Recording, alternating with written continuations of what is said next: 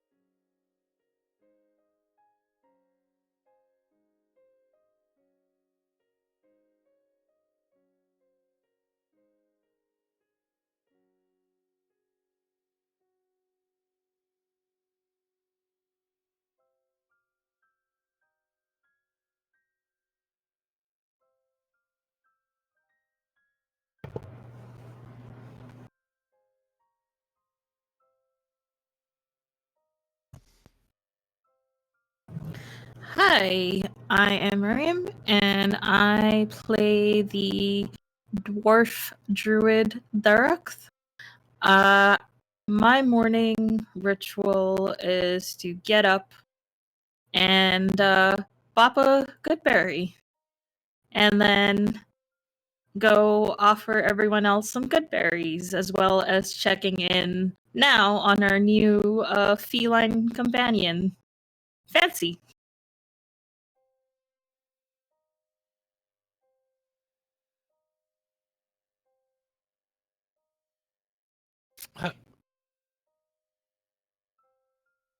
That's right. Changing things up. My name is Anino. I play Broruk, a half-orc ranger, Gloomstalker, more specifically. And as far as his morning routine goes, usually drinks a cup of coffee, checks his gear, and will probably eat whatever Oishi lays out.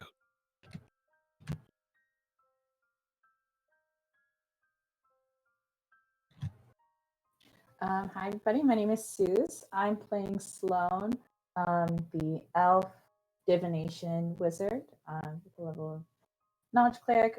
I think typically her morning routine involves like reading or looking over some of the spells she's prepared for the day, or reading her journal and spending some time with Atlas. But this morning she's trying something a little different. So I think she heads downstairs and is trying to brew a cup of tea.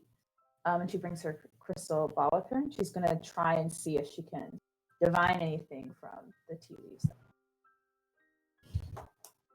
And I was wondering.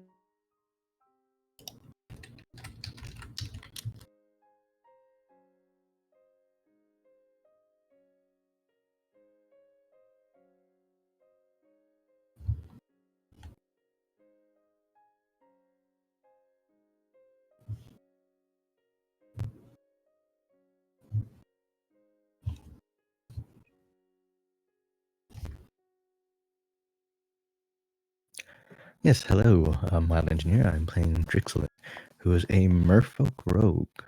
Their morning routine is mostly just getting up, a quick breakfast, and going over their notes and making notes of their own from what they've managed to gather from the cabin, from the doctor they visited.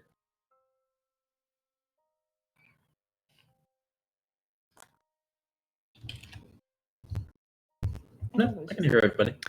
I can hear. I can hear. It's me! It's fine! I'm Pellic! I'm a bold kobold dragon knight.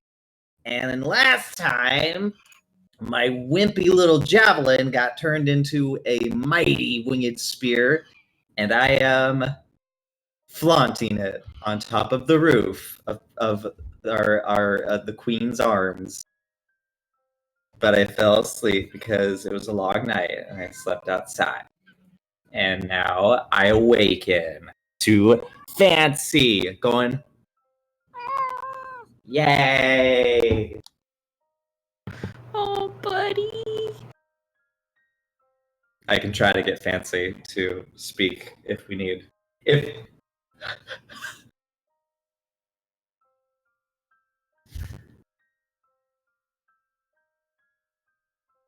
Palok doesn't let anyone know, but he really likes the feel of the delicate fur on his scales, and he starts just.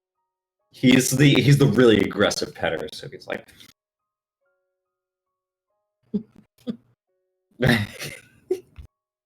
Quiet.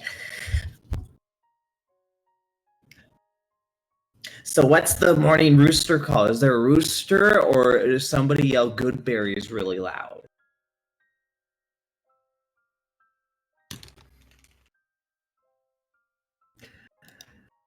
Let's find out.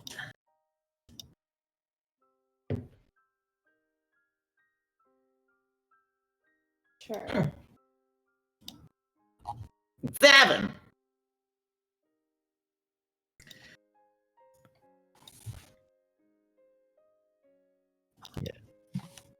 Oh.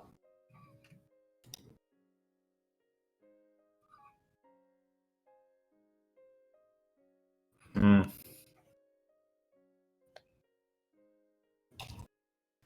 Can you hear me now? It was trying to take sound from my webcam. Yes. I can hear from the stream. We can hear you. Okay. I'm going to back up just a smidge because I know I'm supposed to get all that stuff out. So hi. All of my lovely players just introduced their characters and their morning routine, and you missed everything I said. So I'm going to repeat myself. I'm sorry, players. You can tune out for 45 seconds. I said, greetings and salutations and welcome to the party. Tonight, we will be playing on Prosperous Winds. It's a D&D 5.0 adventure using a homebrew world of exploration and mystery and magitech. And I'm Ren, the DM for this adventure. And before we jump back to our story, I'm going to shout out the awesome sponsors of Welcome to the Party. First, we've got Tabletop Loot. They're our dice provider of choice. Head on over to tabletoploot.com and use the code WTTPDICE to get 15% off of your next purchase. So Nerdware is Welcome to the Party's merch purveyor of choice. Head over to www.sonerdware.com and use the code WELCOME at checkout to get 10% off of your next purchase. So Nerdware, it's what the nerds wear. Welcome, honestly, it's pretty good that they missed that first go because it was really cheesy. Welcome to the Party is sponsored by Roll20. It's an awesome in-browser virtual tabletop. We're using Roll20 for our dice rolls and the awesome music selection that you should be hearing right now, if I haven't messed up something else. Roll20 is free to join, so sign up now at roll20.net/start/W2GP. The channel is also sponsored by the Immaculate Devin Rue, the cartographer extraordinaire. Head over to rueinc.com and see some of the best TTRPG maps in town. And finally, Welcome to the Party has fantastic patrons who help support our mission to uplift marginalized voices in the TTRPG land, and I'm a proud patron myself, and you could be too. After the game is over, head on over to our Discord. It is one of the most active Discords I'm in, has channels for all of our games and basically any topic you would want to chat with, other awesome nerds about, and also, as of today, I am one of the mods. So, yeah, that's pretty fun. And you are about to watch episode 5, The Red Door. When we were last in Prosperity, our characters had finally reached the lighthouse and found the gruesome scene within. They discovered that there was some residual etheric energy which was affecting their arcane magic in unexpected ways. A detect magic spell revealed a strange flashback of horror, which compounded their questions. Upon returning to Prosperity, they befriended a cat, and Oishi was confronted by an angry woman who disappeared before her eyes as she worked on a new machination in the root cellar of the Queen's Arms. And now we return to the morning after. Oishi has laid breakfast out and tacked a note to the door of the root cellar. Do not disturb. You can hear pounding and magitechnical crackles of energy. And then we returned to our players, and they introduced themselves and gave their morning routine. And then what I had asked was for Palak to give me a perception check, and Sloan to give me a religion check, as Palak is trying to test whether or not there is a good morning rooster in this land, and Sloan is trying to read her tea leaves. And I was gonna sorry. roll my little portent. So roll the 2d20s and then see. Oh, which- yes, do that then. Absolutely. Sorry. Oh. Then, Palik, your perception check was.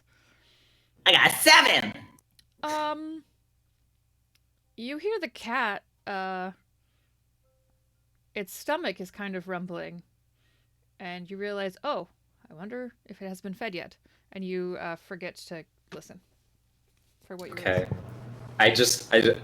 Like listening to the ocean from a seashell. Halleck just places the cat to the side of his head and just listens to the purring until it stops because the cat is hungry. I do have to note that I did feed it a good berry the previous evening, so it should be fine Oh, the that's next right. evening. I forgot that it nibbled a good berry. It needs blood. However, I do know that cats do require certain. Although, does a good berry? Is it? It Vegan? nourishes. Is it vegan? Well, it does. It is conjured from mistletoe, so yes. But cat also, needs some vegan doesn't Tory. apply. Well, No, I know. I'm just messing vegan around. doesn't apply to cats because cats are carnivores. They need meat. No, I know. That's what I'm saying. There's people that try to make their cats vegan. And It bad- was this bad good berry at one point alive. I mean, plants are living, so yes. I have gone on a weird tangent. We'll move It's on. always with the cats. It's always the cats. Because I don't Well, know also cats good very well. berries. Give me Sloan and the bird, and I'll be fine. Hi, Sloan. Sorry. Oh, no. Please don't apologize. Sloan, yes. So you rolled a 21. I forgot to check with you on this. Yeah, do you want me to read the ability? Yes. Okay, so basically, when you finish a long rest, roll 2d20s and record the numbers. Then you can replace any attack roll, saving throw, or ability check made by you or a creature that I can see with one of these foretelling rolls. And I have to choose to do that before we see what the actual result would have been. Okay. And I can do it once per turn. Okay, so you And then I have use- a 21 to work with, or an 8 and a 13? An 8 and a 13. Okay, I'm going to write that down. Neat.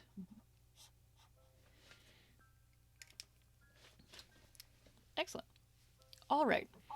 So, yes, the situation with Oishi is generating a little bit of noise from the root cellar coming up from the kitchen, but the food that she has prepped is wonderful. And you're all where you say you were. Then, Caldwell, who you had... what did you do with Caldwell? Did you put him in a bed or make him stay downstairs? I think Brorook was actually sitting watch last night, and he had Caldwell with him. Okay.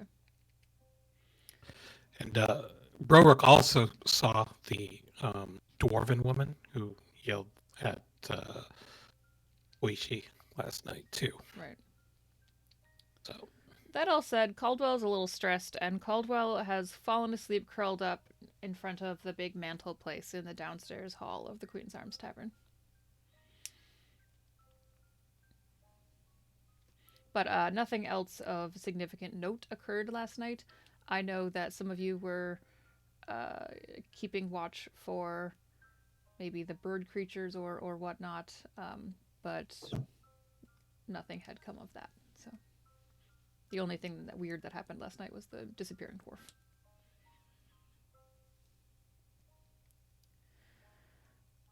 And Caldwell will wake up and look around. Good morning.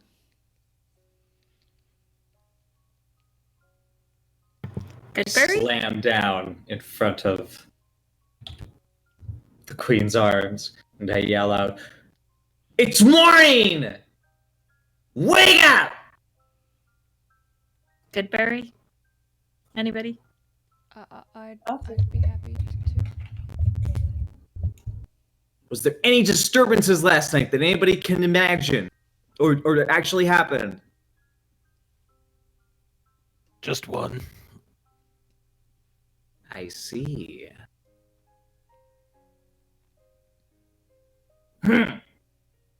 Snatch a good berry and eat it.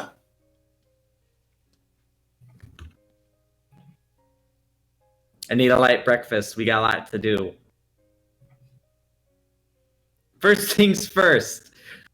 Let's get Oishi in here. We might need to bust some kneecaps. I thought they're the sign, and I just point. She's busy working on something, so I don't think she's going to be participating today. Okay. Drix- We'll work out another plan. Drixellen, do you go join everyone, or are you kind of with your pile of books and notes? I don't know. I believe I would be mostly with my pile of books. But seeing if they were about to head out, I'm guessing. Well, I think they are at this juncture all down kind of near the fireplace main hall area of the tavern. So. I'd probably call them. I have found something rather concerning. I'm going through these notes from the doctor. One that we visited. What do What they have you say? found? It seems they were trying to use etheric magic to what this is, according to this, bypass time and space. So if that has anything to do with what's been going on around here, that might be something we need to look into. But to what end? Why were they trying to do this in the first place? See, that I do not know. Well, that would kind of explain the experience that Uichi and I had last night, in which we saw the owner of this establishment yelling at Uichi for ruining the food pantry in the basement. But then she shifted out of focus. Wait, do you mean the lady doctor that ran that hospital, or do you mean that weird guy with the lab? The weird guy with the lab. Is Dr. Desmond the one that ran the hospital? Do we know the name of the other doctor? Dr. Levaya. Abin Levaya. Yeah, he was real weird. Yes, the one whose potions you all started tasting. We had to make sure they were safe. Right. Safe. He came by the. Did I hear air quotes in your voice?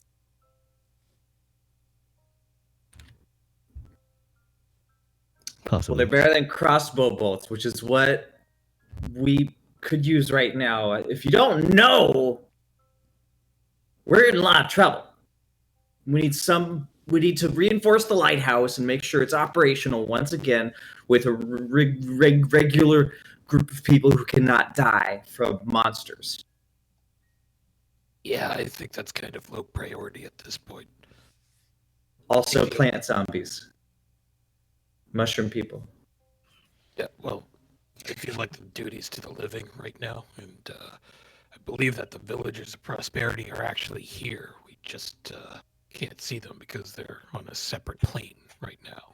I think the correct term for mushroom people is myconoids, and I'm pretty sure what we fought are not myconoids.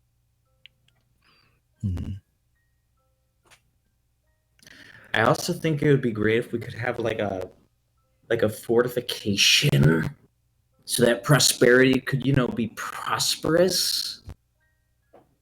Oh. And I think we need to we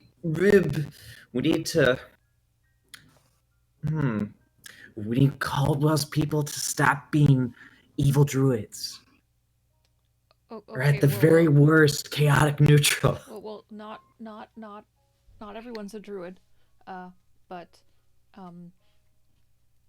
Evil is very subjective.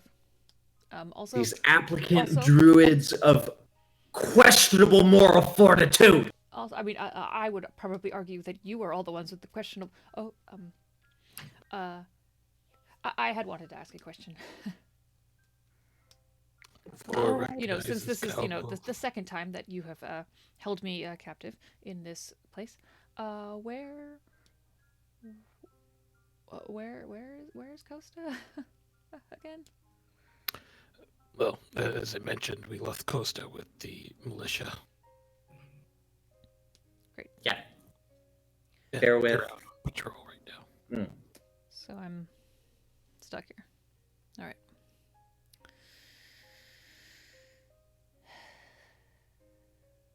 With us, right? It's great. You have all the good berries you could ever want. Perhaps we should take a look at where the owner went out of phase. Or did you say they went to blurry? They went out of phase. Sort of little sparkly thing. Hmm. Now, it would be right around the area where the door is that's currently closed and locked by Oishi.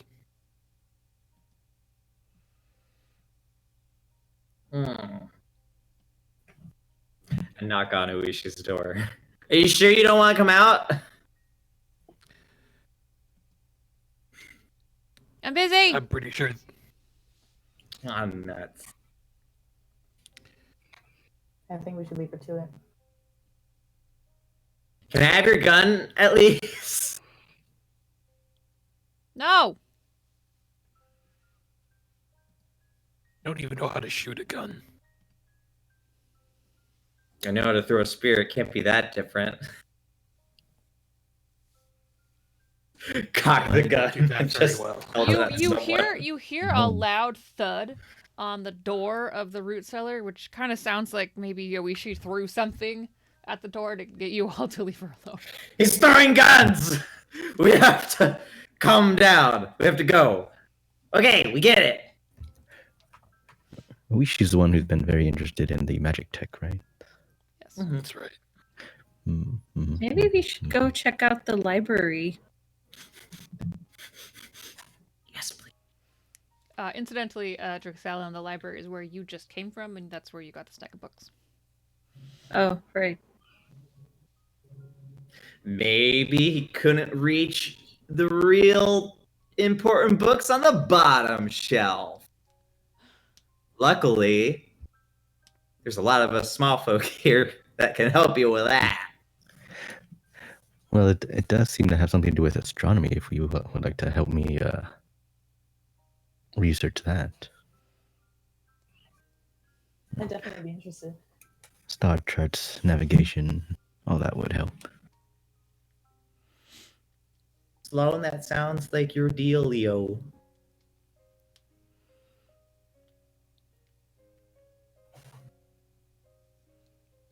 So yes, I've found these books. If you want to take a look at the notes here, it's hard for me to interpret the stars. And then you hear a loud banging on the front door of the tavern. Why is it locked? You'd recognize Nelly. I hear your voices. Broke will just open the door. Howdy. How's it going? It's going. Why'd you lock the door? The folks around here are a little spooked after our discovery at the lighthouse yesterday. Ah. Right. Well. Palak from way back here. Hi. Lizard friend. I came over here to grab all of y'all that were interested because there's something real weird going on at that lab. What's going on? It's Well, kind let's walk and talk. of glowing. So, Berwick is just going to snatch up his gear and head on out. If it's some sort of magical thing, we should be careful upon approaching. Drixlin, does this have anything to do with the Sloan the will stuff definitely you've been follow researching? Nelly. Glowing buildings? Possibly. Now, if you look at the map, you'll see that you can, if you want to, exit the back door of the tavern, and it's right across that little sort of pond thing from the lab. Otherwise, you go around. Can I just say, I hate to interrupt, but Yeah. it's for some reason it's just Palik. I can't hear at all. Like everyone else, I can hear just fine, but Let I've not me heard try. anything that Flora has been saying. That's really weird. What about now? Oh, I can hear you now. I just had to leave the call. Okay. Okay, great. I was like, I'm missing out on something. Okay. Our friendship must continue! That's right. And now I will make your ears bleed with the shrillest of kobold voices. Oh no, I wish we could go back to what we had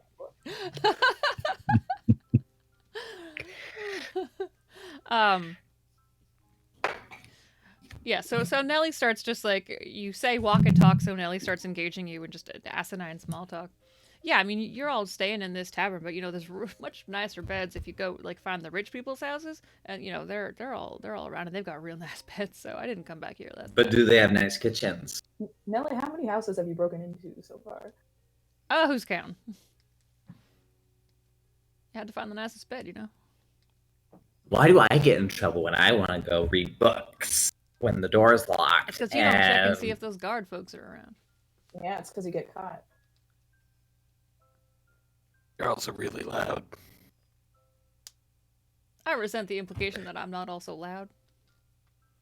Well, the thing is that you're not supposed to be loud at a library, so...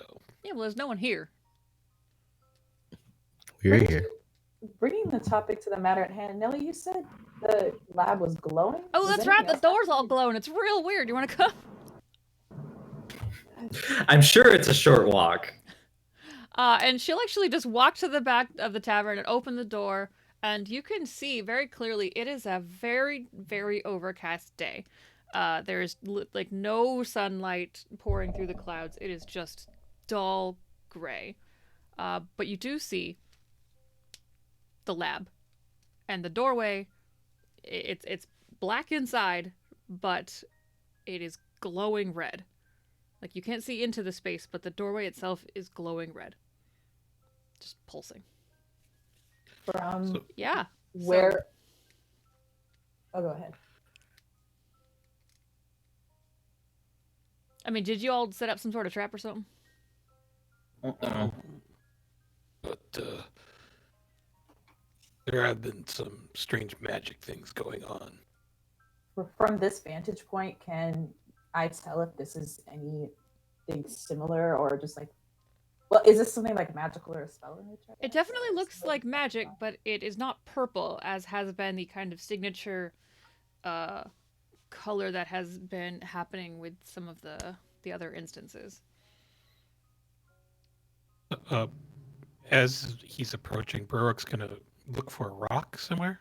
He's just gonna pick it up and he's gonna chuck it right through the doorway. Yeah, you have no problem doing that. And the rock goes through,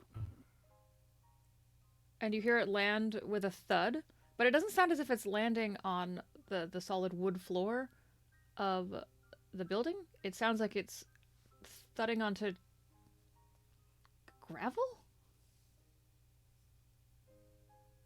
Huh. Sloan, I think we've got a portal here.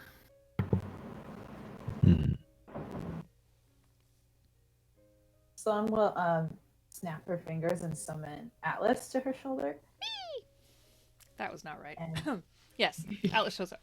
I'm excited.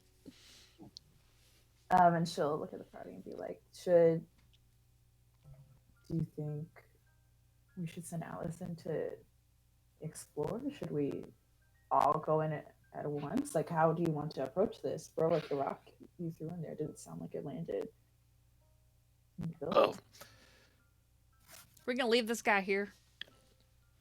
Points backwards at Caldwell. Actually, you know what? We'll send Caldwell through first. What? Tie a rope to them. Make sure they come back. Yeah. Caldwell, you're time for an adventure. Yeah. And here's a good berry in case you get hurt. I'll hold your hand if you're scared. I suppose Sloan will- objecting is probably not all right. Sloan will pat Caldwell's back and be like, "You got this," and cast guidance. Oh. No. All right. And kind of In like fact- gently also pushing them forward a little bit as she's patting his back. In fact, take a second one just in case. They'll be in right And behind. Caldwell gets pushed forward, kind of stumbles a little bit, and walks to the door. Kind of looks around.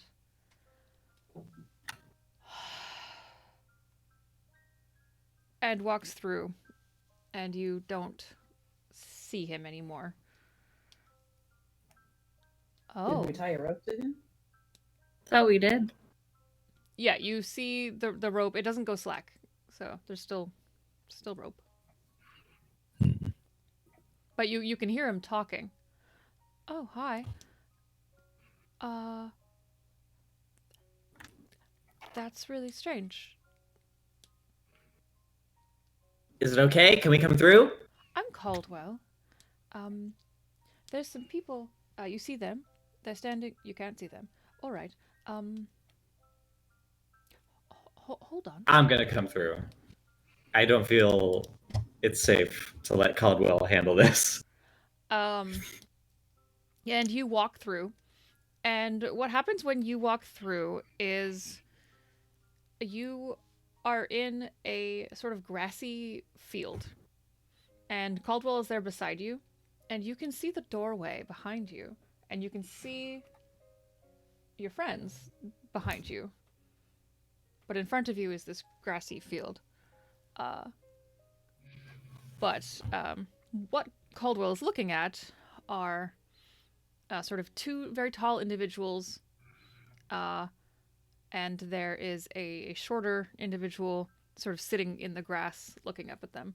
And it would seem as if Caldwell has sort of interrupted something, and everyone is just staring at Caldwell, and now you. I perform an elaborate bow.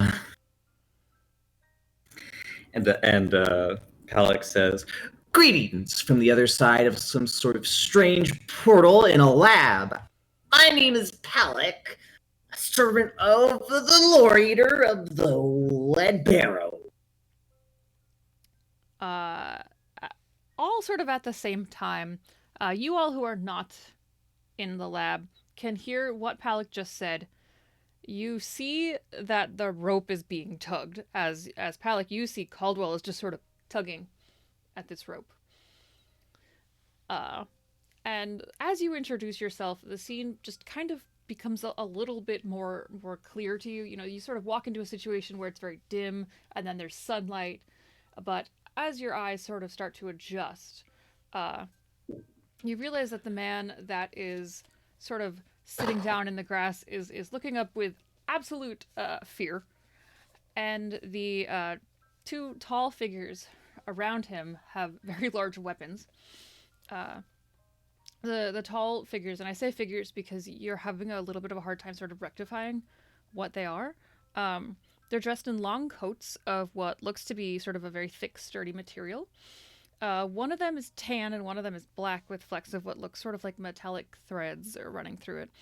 There's a sewn-on front panel of each of these long jackets. It kind of evokes a feeling of like an access panel, but it's fabric.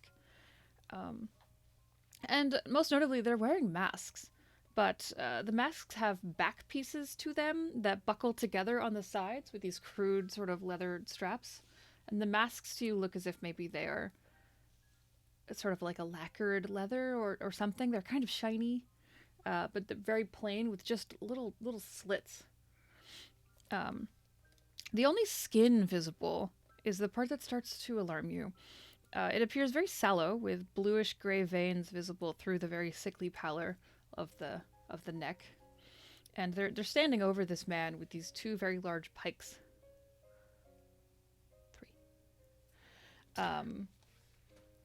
One of the pikes on the tan jacketed one is sort of searing red, and the other pike is crackling with what looks to be potentially sort of magitech energy. And they do not respond to you in anything other than stiffening and staring your way. So Brorick feels the rope getting tighter, and you'll see he will draw his excuse me, he will draw his bow and knock an arrow and just step on through. Yes. And you see, you're initially sort of a little overwhelmed by how bright the sunlight is in here, but you do see the same thing that I just described. After seeing Burr go through, I follow. See two. There's two more. There should be two more. Maybe one more. Maybe three. It might be three. One of them is real smart about it though, and might not come through just in case we need a backup. But we might also need good beers because you all look like you're having a picnic. Sloan will share a long-suffering look with Jixlin and then walk through. But what comes through is, you guessed it, barracks. As I turn into a bear. Be careful. They have pikes. When- Those are one of the most advanced and dangerous medieval weapons. When Barrick walks in, the tan one with the glowing red pike pivots and starts walking towards you all. How Brorick is far? going to Oh, go ahead. Brorick is going to draw his bow and knock the arrow and point it at the guy approaching. I would advise you to stay well out of range. There doesn't seem to be any evidence that it has internalized what you have said. It continues just walking towards you. Its gait is very rigid, but it's just walking slowly.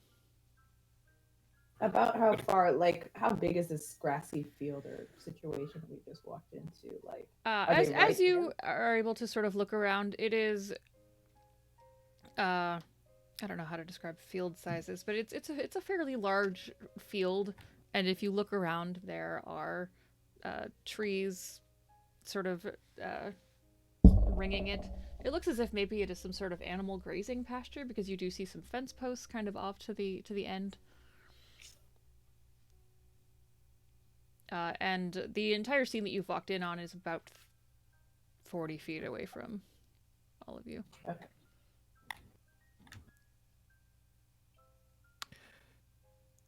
I'm going to count to 3, and this arrow is heading straight for your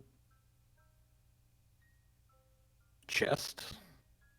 It continues to walk towards you. What about the rest of you? Do you have opinions on peace? The other one stiffens, raises its pike that is crackling with energy, and stabs down at the man. Oh, I'm going to allow Brorick, if Brorick wishes, to get loose an arrow since it's already prepped, and then I am going to have everyone roll initiative. Yeah, I will fire the arrow. Okay.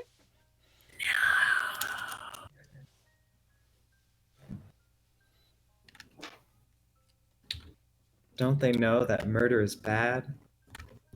Do they? Palak certainly does. And your attack roll? My attack roll is a 26. It looks like it's a natural 20. Oh, yeah. ooh. Yep. You absolutely... almost at the same exact moment that the one with the black coat stabs down at the man who starts to crumple, you let loose an arrow that just sinks itself just really, really deeply into this thing. The feathers actually just kind of like get stuck in the material of the coat. And you imagine it's probably gone through to the other side. And you have done, what, 16 damage? Is that what this is? Okay. It does not seem to affect it or slow it at all. It continues to walk forward. And now I'll roll initiative for this too, but yeah. Wait, was I sorry, I was trying to shoot at the guy that was stabbing down. Was that? Oh, sorry, I did not understand that. Same thing then. He stabs down at the same time that you shoot him. Oh. Let me just write. Stabs undeterred. Okay, so, ooh. Whoa. Ooh. I think it's probably safe to say That's that Browork has the best initiative. Rourke is fine. What's funny is that I get a +3 on my initiative. So that's a For being 30. a dread ambusher. Yeah. All right, so you just go like 4 times before anyone else can. It's fine. No. All right, Browork. All right, 15 to 20. All right. Oh, you all used Roll20 this time. Okay, I'll just use... Are there modifiers to any of those numbers, or...? So it Nope. looks like... They've already been added. All right, looks like Yeah. Already slow. got it in.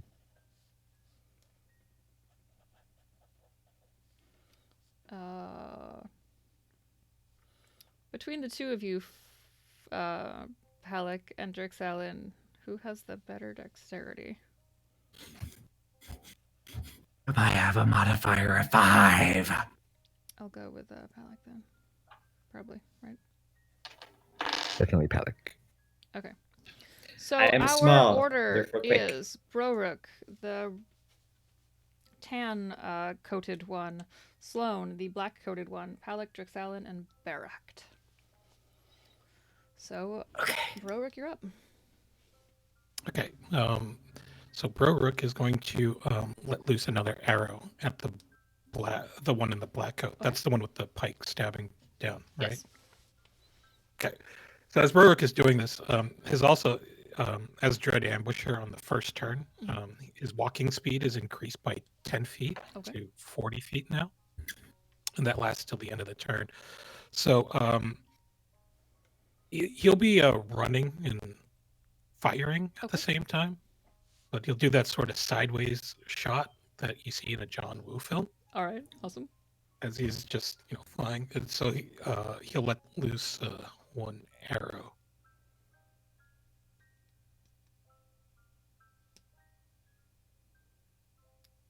All right, and what did you get, just for any of our wonderful viewers / listeners who are folding their laundry or whatever it is that they're doing and not actually watching the stream? Yeah, Stream / screen. I rolled an 18. 18, yes. That again also goes through. It's just, you've shot a lot of arrows at things, and it is slicing through whatever this is made out of in a way that makes you uncomfortable. It's like slicing through butter. Okay, well, And you did undeterred. 8 damage. And so you end up, how far away do you think you end up from it? Do you want to be right up on it, or?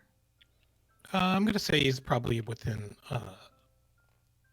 he just moved 10 feet closer, so he's within 30 feet. Okay. Excellent. And so it also says here that as I take an attack action, I can make one additional attack. Okay. I will knock and fire another arrow. Same target? Same target. Okay. That was a 9. That one, unfortunately, you let loose that arrow, and then you run that another 10 feet, and then this grass that is in this field is very dewy, and you just for a moment, you just kind of slip just enough while you're shooting that last arrow that it just kind of buzzes past. From John Woo to Jackie Chan.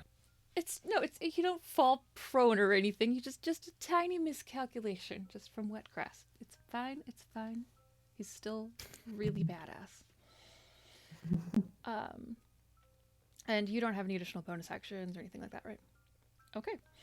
So the next thing that happens is the one that is wearing the very long tan coat that has the red sort of pulsing pike reaches up to you, Palak. Ah! And the way that it stabs at you is just, like I said, just very rigid. There's no passion to it. It is just a stab. And I have rolled an 11. Plus anything else?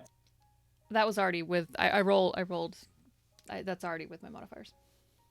I'm afraid that does not hit. All right. So what happens is it walks up to you, and it just makes a stab at you. But maybe it sort of miscalculated what kind of creature you were or something. It just stabs like just above you, and then it just comes back and stabs again. Ah! And that time I got a 20, dirty 20. That hits. All right. I ducked and I was like, haha! Lucky for me, I'm 3rd level, so you probably don't have an extra attack. Ah! Okay, I am gonna need you to take 7 piercing damage and an additional 2 fire damage. No, thank you. I'm sorry. It's about a third And of now, my HP. and now it is Sloane's turn. Yeah, sure. So Sloan, seeing everything that's going on, is going to back up just a little bit, and as she does, she's going to sort of like focus and fold her hands together and bless Broruk, Dart, and Palak. Sorry, Drexelin. You only picked 3. So you all get a d4 to add to your attack rolls and saving throws. Excellent. Excellent. Do you have any additional movements, or actually no, you backed up. Do you have any additional anything that you want to do? No, I don't think so. Atlas is there. Does Atlas roll initiative? I don't want Atlas to be like a battle ability or anything. If you don't want Atlas to be involved, then Atlas can either be on your shoulder or sort of gliding around safely behind all of you, whatever you prefer. Yeah, okay. Atlas is just hanging out. Okay. Then it is the black-coated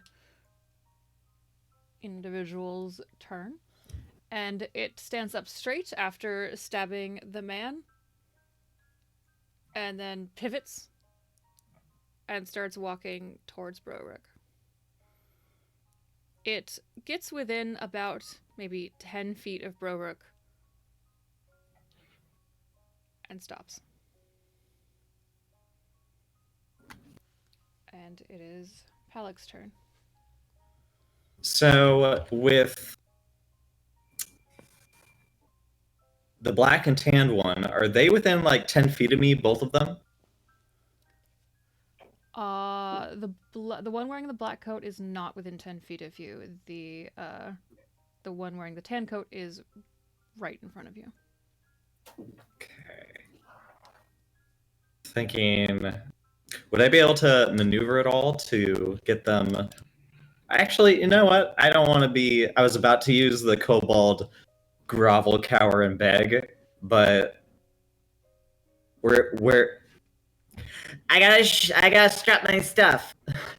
Now that Palak is bleeding, he's going to burn both of his draconic power points, and he is going to unleash, and he declares this. This is the winged spear of the Lore Eater. You're about to earn some pain for striking their Dragon Knight. And There's zero Yeah. reaction. It's just wearing a mask. There's just no body language at all whatsoever. Well, I will attack with my special aerial combo attack. Aerial acrobat, aerial strike. That's a total of 7, 18, because I rolled an 11. Definitely hits. Great. That means on a hit, I jab him, and then using the spear, I lift myself into the air as I fly and sprout wings, and I glow, and I'm like, whoa, awesome! And then I land on him for an additional weapon die damage. All right. And the dragon die damage. Okay. Please bear with me as I roll dice according to my class damage. Did someone call for me? I don't know, did I? You said bear with me. Oh no. Okay, so the first damage die was an 8. Okay. And I had my dexterity modifier to damage, right? Are you using a weapon that indicates Finesse that you are- weapon, yes. Okay. Then yes. Okay, so that's 13 Okay. for the first one. And then I got a 6. Oh, no, that's a 9. 14. Okay. So that's 27. Okay. Plus my dragon damage die, Okay. which is because I activated my draconic transformation. Okay. And it is 1 damage die per attack. Okay, can you see this? How do I get it out? How are you supposed to get a D4 out of here? How? How? There. Like that. I did it. Yeah. Okay, so that's a 3 and another 3. So 6 total cold damage with the winged spear, and I am done. That was cold damage?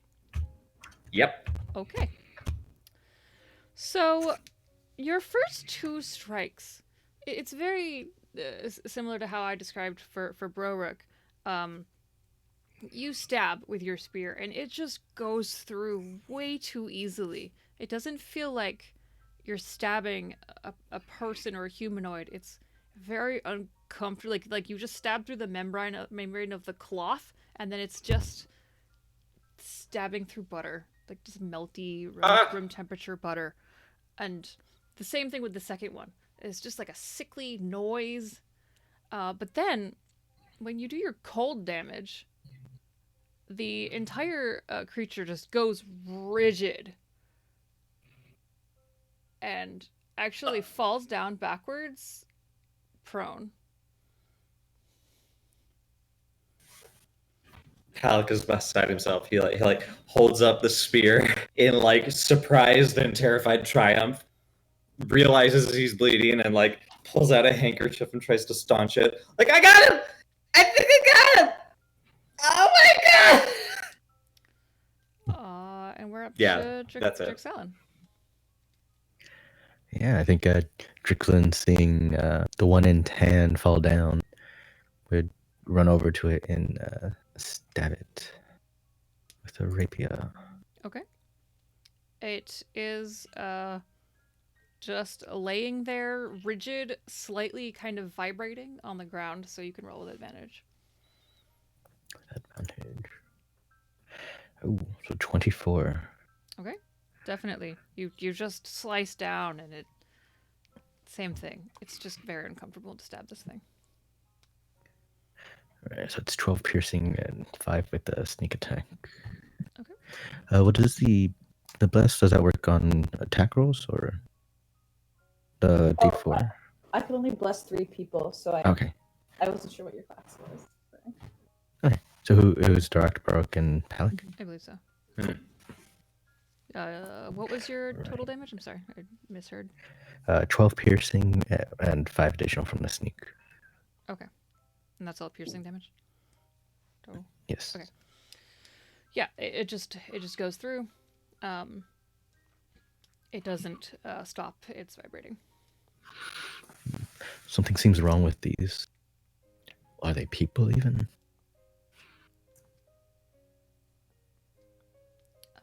I think it is Barak's turn now. I basically what do you I guess charge. I charge towards the other creature, seeing as how Balak seems to have brought the other one down. I haven't actually attacked any, so I don't know that it's weird or anything. So I'm going to charge up to the other one and attempt to attack it with my claws and teeth. Okay. Alright, so that's a 15 to hit, All right. It seems as if you make contact.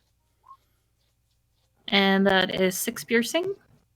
Okay. And then I will claw, so that is a 16 to hit, and hits. 13 slashing damage. Okay, but the first 6 damage was bite. Was piercing, Okay.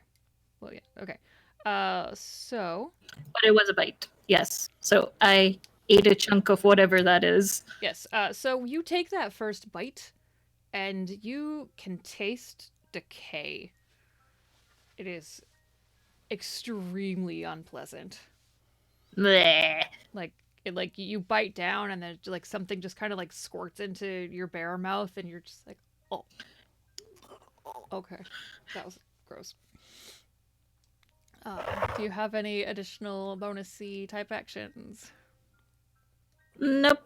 All I right. just roar at it All right. as I sort of like choke, like bleh, bleh, bleh. We're gonna chop the round again. Back up to Broruk. Broruk is going to retreat backwards a little bit and maybe about 10, 15 feet and fire another arrow. Okay.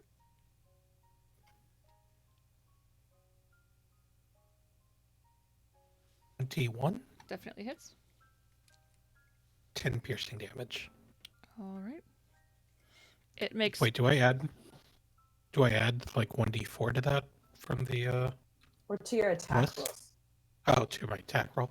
Okay. It takes the arrow.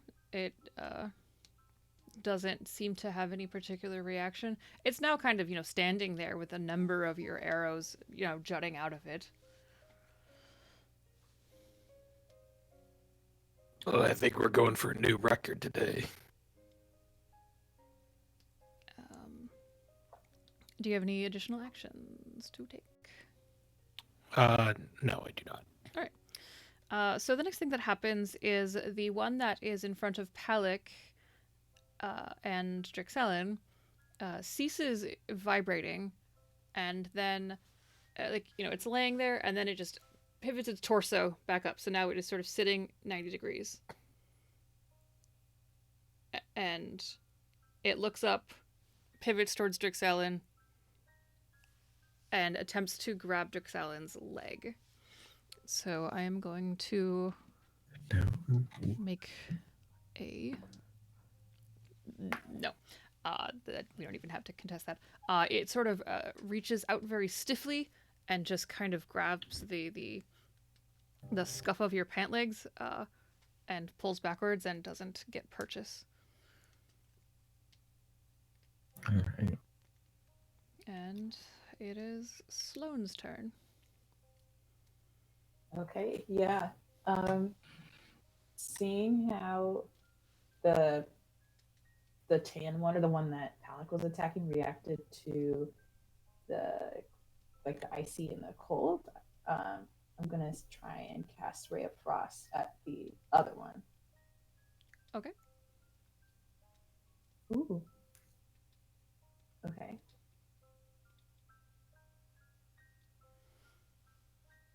Okay, so for 8 cold damage. And you're specifically shooting the one that is wearing the black coat. Yeah, the one that hasn't been attacked by Okay. Palik already. Okay. You shoot it with the Ray of Frost, and there is no apparent reaction. It's still standing there with all the arrows jutting out of it. and a bear chunk. Right. A chunk taken out by a bear. Interesting. Okay. Yeah. Sloan will stay where she is, but I'll be puzzled by what's going on. I'm sorry. That one that you just attacked, however, does at this point turn. It had been, looking in the direction of Broruck, and now it again pivots down at the bear and then stab.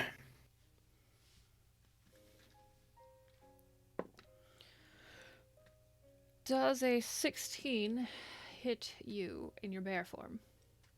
My AC as a bear is 11, so yes, it's Oh. not very hard to hit me. I am a big bear.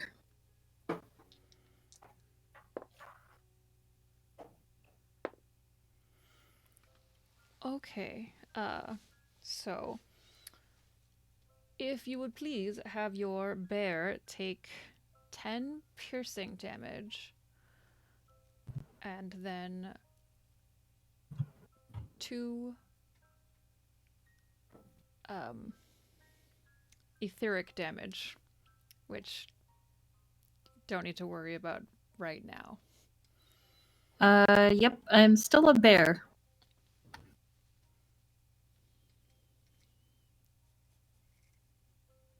Okay. And it is Palik's turn. Right. So he sat up, right? He hasn't stood up. He has not stood up, he just sat up. All right. Well, because I am in buddy distance with Baroct, I'm going to roll with advantage with my winged spear as I attack because of pack tactics. Okay. Which is something kobolds do. And 19. To hit? Yes. Absolutely. And then 15 damage. As Palik tries to kind of just try to edge in with his spear, trying to just jab it in the mask And this as best he can. This is just piercing damage? No additional Yep, types? piercing damage. Okay. I don't believe so, no. I used all my draconic power points. Okay. Then it takes it. Is that it for you? I believe so, yes. All right. Drexelen. Right. So you said they were wearing masks, right? They are. They look to be like, now that you're really close up to them, they look like maybe they were sort of like a hardened boiled leather that has been lacquered. They're kind of shiny. The one that is wearing the tan coat, its mask is black, and there are sort of 2 red stripes on it. And then if you happen to glance over at the other one, that mask is sort of like a gunmetal gray with 3 white stripes on it. I think Drixon is going to try and rip the mask off. Okay. Roll me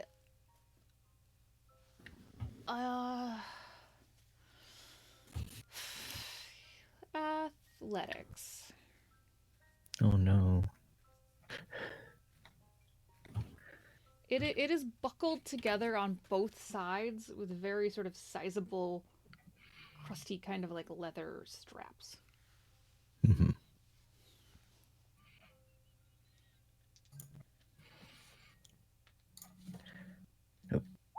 Nope. That's a 3.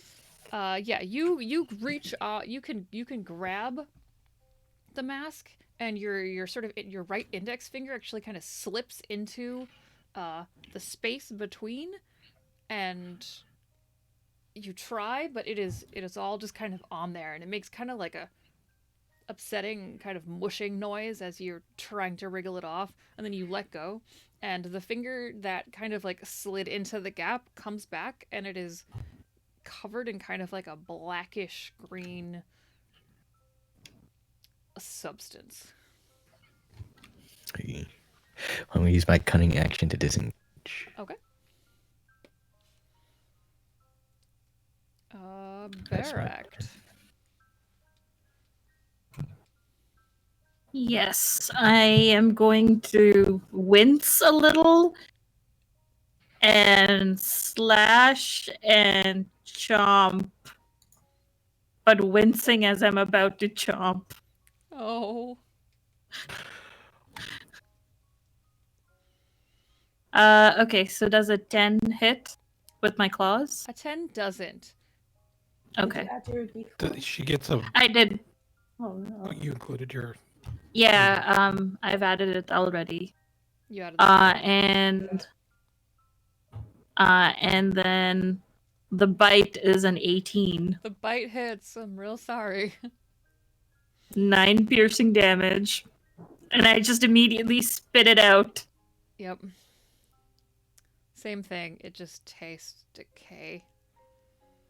And also on your second bite, there's something sort of metallic to it. Like some chemical you don't recognize.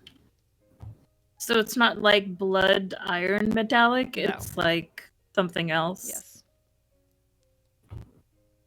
Great. And top of the round again to Broruk. So, seeing that Bearruct is hurting some, you see Broruk is just going to toss his bow aside and start sprinting at the target in the black coat. Mhm. And as he's doing that, he's going to draw his battle axe and a hand axe. Okay. And he's going to actually use Bearruct as a springboard and leap off their back and come slashing down with the battle axe. Excellent. That is great. I really like that description. Please roll with advantage. Oh, thank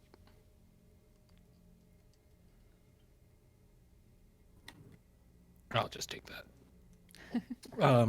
So it's a 24, and it's 9 slashing damage. By all means. 9 slashing. So you come down in this very epic sweep, and while it still doesn't seem to wince or have any sort of reaction, you do manage to slice off its right arm, and then it kind of, its left arm is still holding the pike that is crackling with some sort of magitech energy, but it does sort of like go limp a little bit. It looks as if maybe on its next turn it's going to need to sort of get its bearings to be able to figure out how to stab again. Did someone call again? These are getting kind of unbearable, to be honest. I can barely contain how excited I am to be playing this game with you all. So, Broruk is going to use his bonus action and chuck his hand axe Okay. right at the mob as a follow-up. Mhm.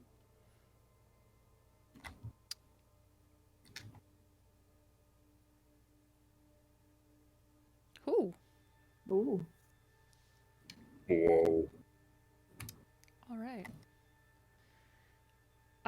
You chuck that hand axe with your crit, and it just slices directly into the middle of this mask that it's wearing. And even though it does kind of get stuck a little bit, it does cause the entire contraption that is holding it together to fall to the ground. And what you see as you focus in on what you've just uncovered is content warning, gore. what looks, to the best of your imagination, like someone that has probably been very long dead. Its mouth, what used to be a mouth, is stitched shut with very rough, jagged looking stitches. It no longer has any sort of standing cartilage looking to make up a nose. It is just a very upsetting sort of indentation in its face. It is skin colored, sort of a very pale white with gray blue veins just running up and down it, and its eyes are just a glassy bluish white film. There are patches of hair that have just been kind of clearly matted down from wearing this mask that covered its entire head. And it's not looking in any particular direction. It doesn't look as if it probably knows where to look, or maybe you don't know. So, is there anything like this that Browick would have seen or heard of? No. In Vesper? You have no idea what is happening here. Okay.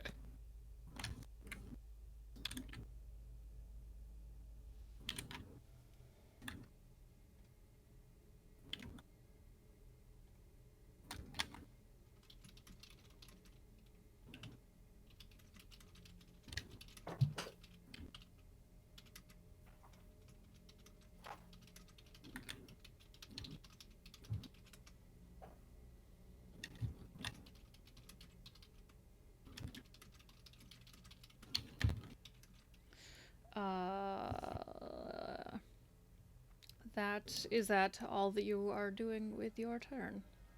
Yep. That's all I can do. Right. All right. So it goes to the one that is in front of Palik, and it does manage to stand up and ready its weapon. And that is the end of its turn, so it is off to Sloane now. Okay. The one that Browick just attacked, is it completely out of commission, or is it still like fully? It is still standing, and it's missing its right arm, and in its left arm it is loosely holding its pike.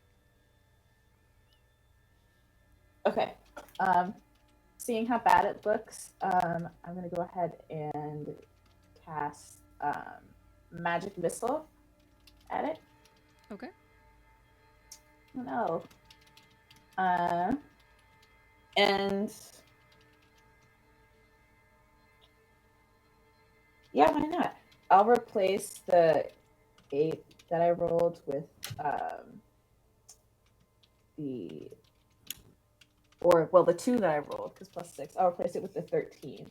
So that would make it a 19 to hit instead. That hits. Okay. And I'll do my damage. Actually, just roll an actual d4, it'll be faster. Okay. 4, 8, 11 damage total, and all the little like darts of energy like fly out from her hand and arc towards this creature. So 11 damage total. All right. Can you give me a damage type on that? It's force damage. Force damage. Okay. Just want to double check. It flings it backwards, but it doesn't appear as if it has the same reaction as the cold damage had for the other one or anything like that. It just kind of launches itself backwards a little bit and attempts to kind of re-steady itself. Interesting. Okay. Cool.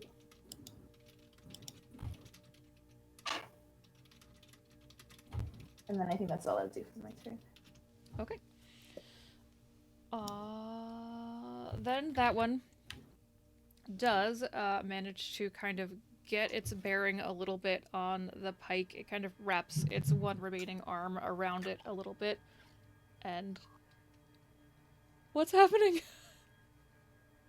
I'm sorry. I just saw Durok's response when you said bearing, and I said, no, Oh! don't even do it. I'm sorry. Oh. I don't know another word to use. I don't have a thesaurus. Just like, no. And since it is still next to Barakt, it is going to make a stab at Barakt, but it is going to do so with disadvantage for only having its one arm. Fine. No, I don't think a 5 hits you. It tries to lunge at you, but it is clearly not adept at fighting with only one of its arms. And it's back to Palik. Palik begins to just jab at its one good arm and tries to find whatever joint he can get to just crack this thing apart, or as best he can. Okay. A little. Oh, that's a natural 20. Okay. And okay, that's 15. total of 15, I think. Yeah, 15. Okay.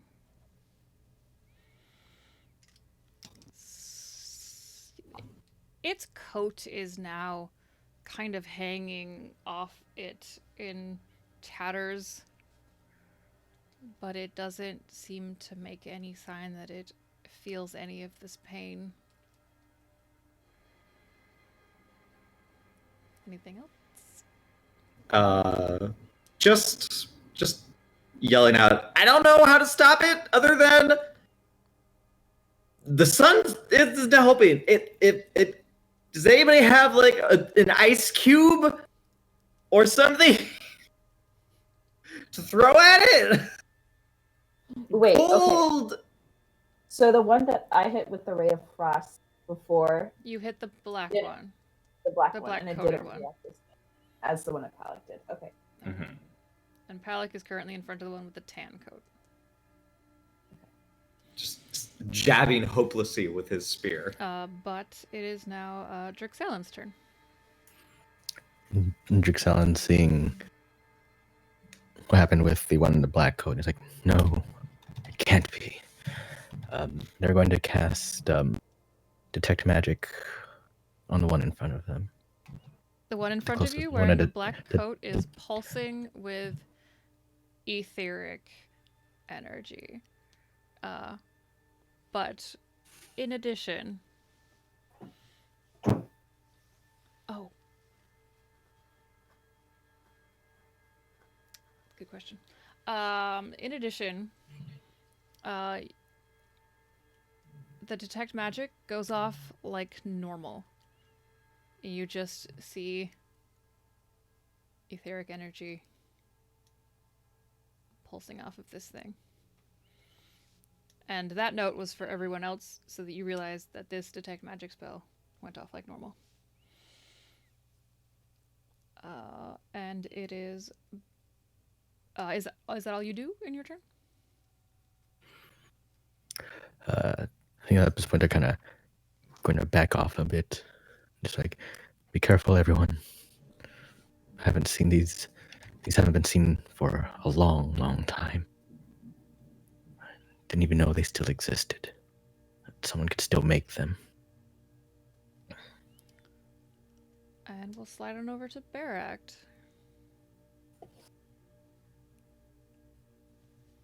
I slash first, and again, very gingerly chomp. It's almost like a gentle nibble. A hesitant, gentle nibble. Okay, so that's not a nat 20, but that's like a 22. Okay. Does that hit? Definitely hits. So that's 13 slashing damage with my claws. And a dirty 20. Yep. For the bite. And 5 piercing. Okay. Can I aim for like the arm? Absolutely. So you are able to actually, with just like a sickening sort of squelch, rip off the other arm.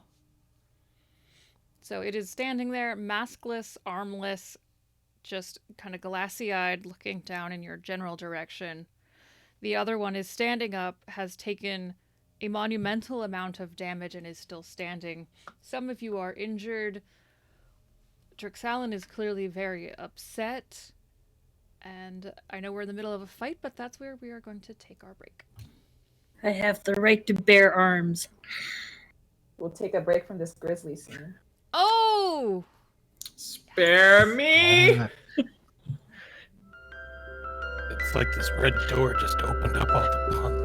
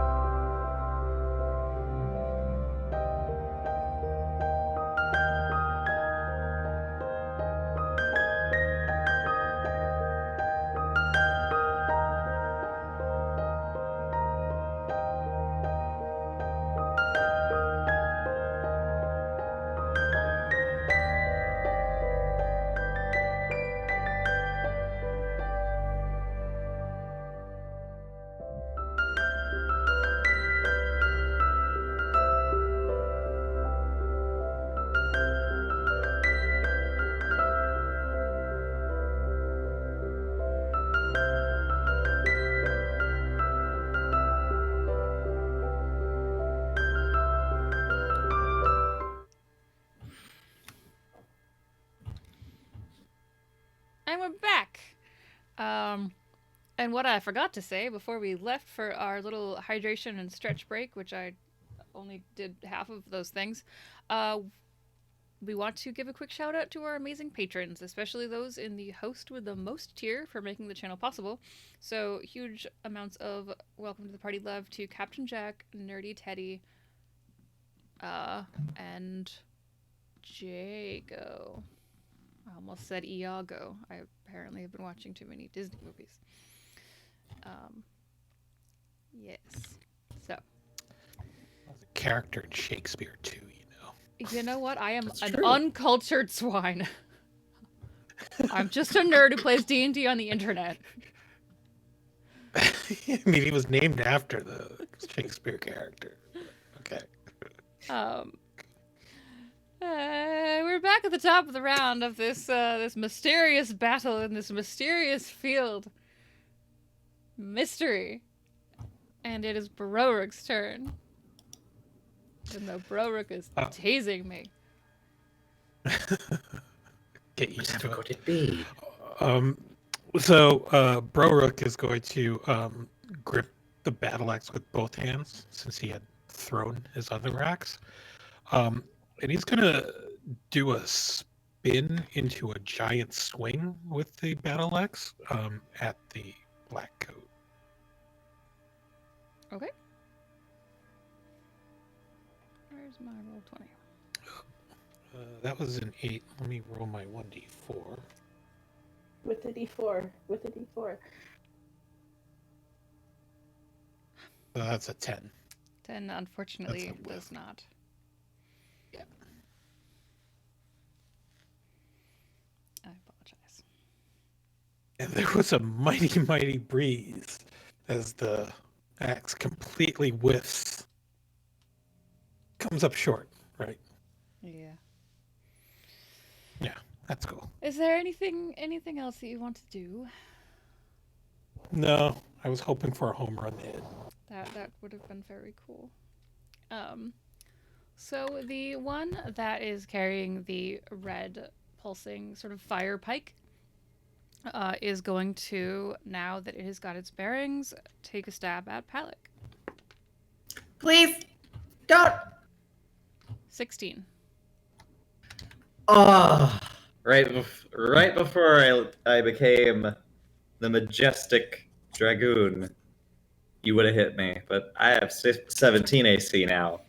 Okay, it takes a stab at you with the fire pike, and it kind of clinks against one of your pieces of armor and glances off.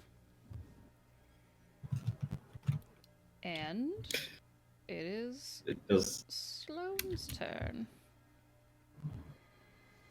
Okay. What remind me of how both pictures are looking again, and they. Yes. So you are kind of standing nearby to Palak, who is facing off against this one that still has a mask on. It is wearing a tan coat, and it is holding this flaming pike. The other one that's standing a little bit further away from you, that is right near Broruk, has no arms, has dropped its weapon, no longer has a mask. It has that horrific sort of sewn up face. And, yeah. Okay. Just for fun, I guess I'm gonna hit the one attacking Palak with the Ray of Frost instead and see how that goes. Okay. you. Okay, so a burst of ice just barely like whizzes over Palak's head as it misses the thing entirely. What did you... Oh, you rolled a 9 to attack? Yeah. Okay. Unfortunately, yeah. And then let me think. I think I'm good. Okay. The one that is engaged with Broruk no longer has arms. And it stands there and goes very rigid. And doesn't appear to do anything. And it is Palak's turn. It's not doing anything, you said? It doesn't appear to be doing anything. This is not the one that's engaged with you. This is the one that's engaged with Broruk. Okay. Still having my bout. Well, I'm gonna try to circle around this thing and get to its back, Okay. to a semi-flanking position, because I feel like Durak takes up like good 70% of the threat level, hopefully. Yes, but Barak is also engaged with the other one, not the one that's in front of you. Oh, then I guess I do not have advantage. 16? Hits. Okay. 12 piercing damage. Okay. You slice through this thing, and another chunk of its coat falls off. You see more sickly, decaying flesh underneath. You do catch a glimpse of what kind of looks like a wire or something hard underneath. I wish I had a breath weapon like every other scaled creature in Dungeons and Dragons. If that's it for you, it's back to Drixellen. Would I be able to recall anything about these warriors? No, These I puppets? gave you the information that you would have just from studies Okay. of So that's what I know about them. things lying. Okay. And I wasn't sure if you were going to share that with everyone. That's why I handed it to you privately. All right. So I guess I'm just going to attack it then. The one in the black coat or the one in the tan shredded mess? The one attacking, the one that's by Palak. Okay. Like that. My rapier. And is Palak within 5 feet of it? Yes. Yes. Okay. So, 13. 13 hits. Right. So 9 piercing with 7 sneak. Okay. And then I use my cunning to disengage again. Okay. Barak. Okay, so I currently have a spiked arm in my hand. That's not the kind of spike I wanted in my mouth, but I spit it, and I head over to the tan figure and attempt to rip its weapon arm off as I claw and bite. Okay. All right, so with my claws, as a 12 hit, Yes. 9 slashing. Slashing. Yep, and ooh, I crit with my bite. Okay. Why do I do well with my bite? All right. You don't have to roll. You tear off that arm with your bite. Yep, and I just sort of spit the arm off. And the flaming pike falls to the ground and ceases to flame.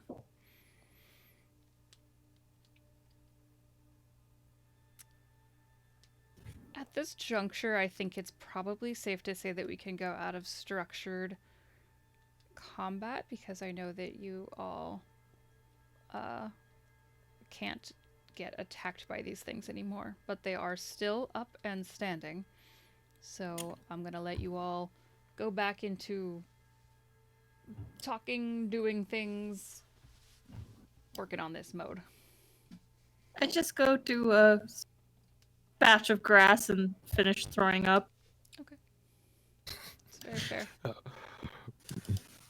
Barak is going to pat Barak on the back and cast Cure Wounds. Ooh, thank you.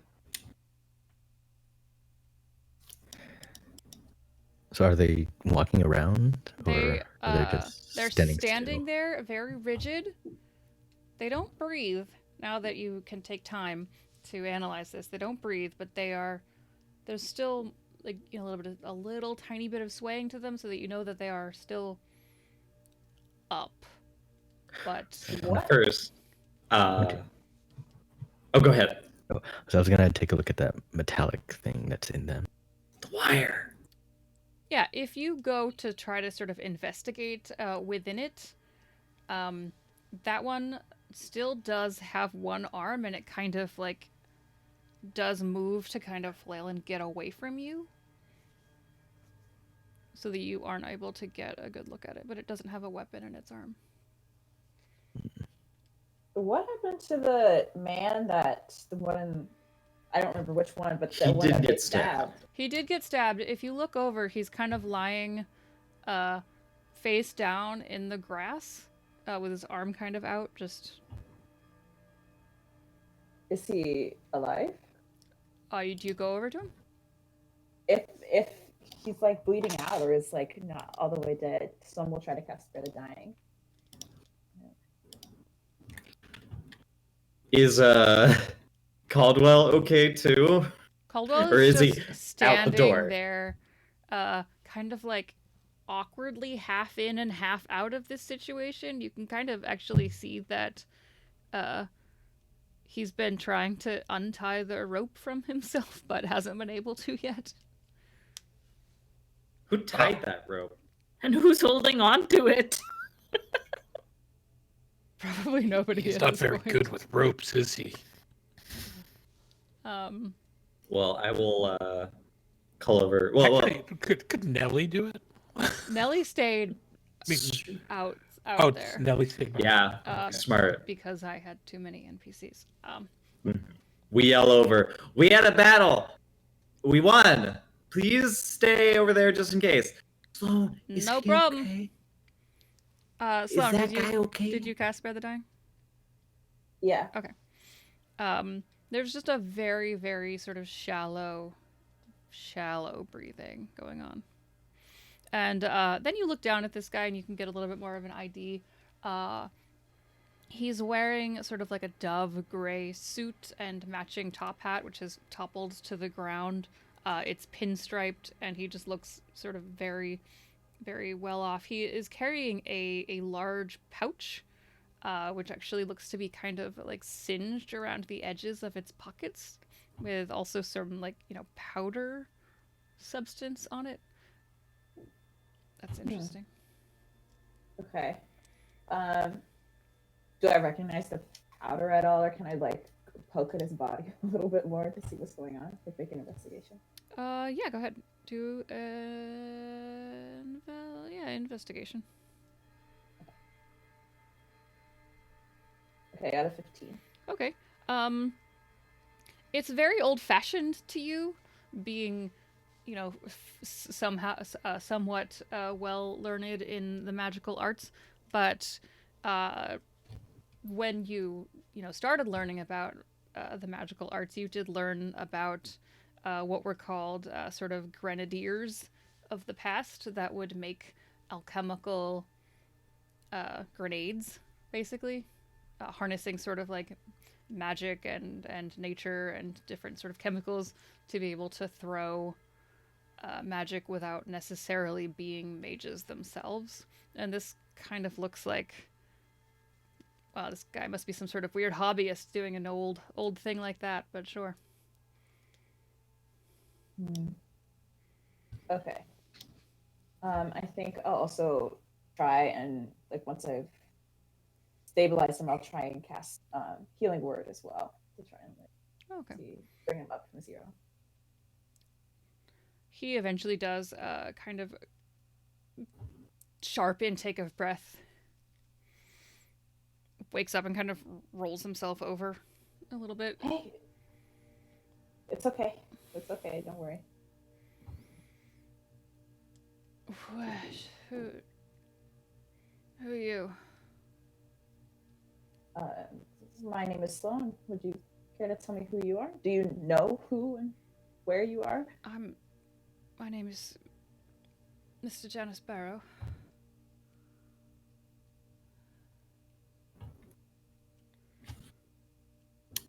Nice to meet you. I am to assume that you are the heroine of the day. So, thank you for the raid, Goblin Cave, which I did just notice because that was very loud in my ear.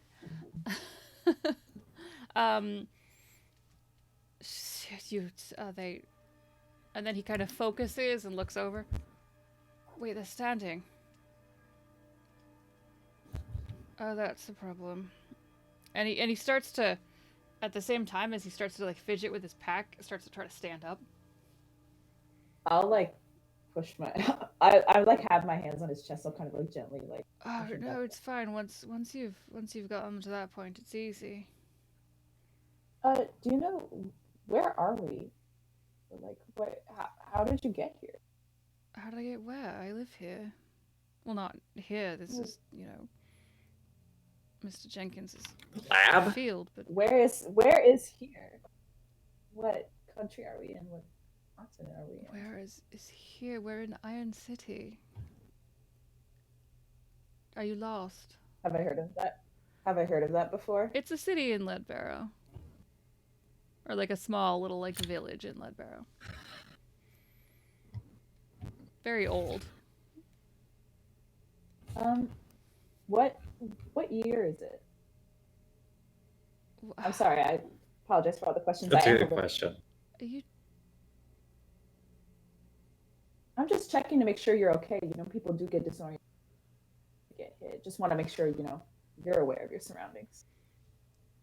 These are very impertinent questions, young lady. I need to take care of these abominations. You've done an admirable No, job. you. Yes, we must destroy them. They tried to kill you and us.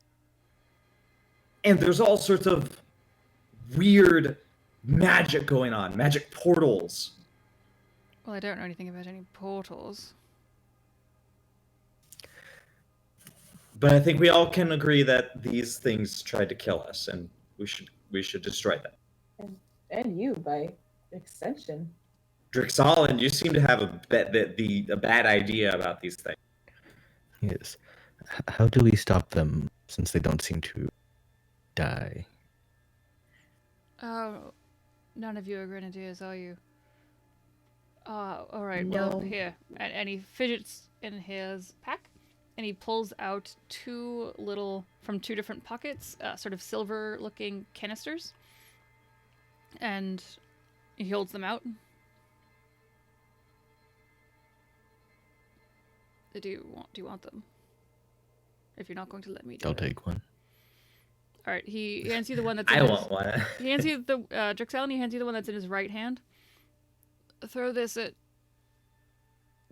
that one that doesn't have any arms, and he hands the one that's in his left hand to you, Palak, and says, "Throw this at that other one." And then you look at the tins and you see the top of the one that was handed to you, Palak, is labeled ice, and the one that was handed to you, Drixalan, is labeled thunder. I'm gonna run over and show Sloane. It says hi. I figured that out eventually. Do you think Go ahead. It's yours. It's all yours. icebox? Drixlin just throws theirs. Yeah, you open up the little canisters, and there is a powder covered sort of chemical looking substance. Don't touch it, just sort of use the canister and lob it out. I mean, honestly, I'm much better at this, I'm sure, than you are. I could do it easily, but this one won't let me move. Palak football chucks it. All right, yeah, you're able to just kind of like, and upon impact, both of these things, they sort of crackle, and both of the creatures just fall. I thwack them a bit just to make sure. They are still. Hmm. It's very simple science of opposing elements. You'd understand if you were, not ruffians or whatever it is that you are. Wow, you're so rude. We just saved your life, and guess what? We actually did do some cold damage to this one. It just so happens that the lawyer doesn't trust me with that much power yet, but I will become the greatest dragon knight the lawyer has ever seen, which includes the cold stuff. Also, why are they were dead bodies before, right? Why are they still why dead bodies? Did you make these? Of course Yeah. I did not make these. Do I look like a horrible... I would never do such a thing. You can blame the Kasai for that nonsense. What is the Kasai? And why would the Kasai make these? Because they're always meddling with horrible things in the name of magic.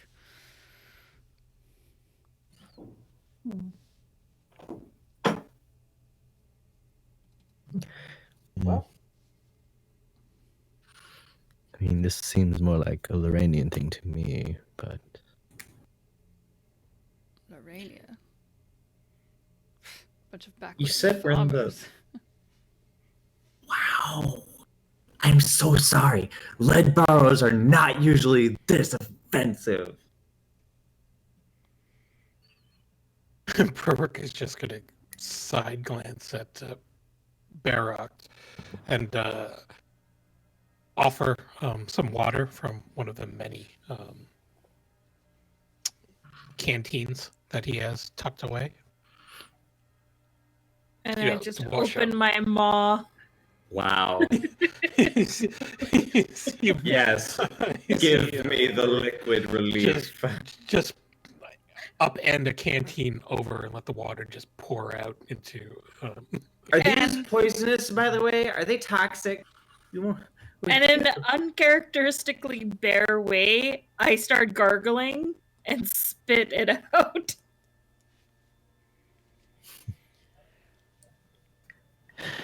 did you say the Lorrainians were farmers? Who cares about Lorrainians?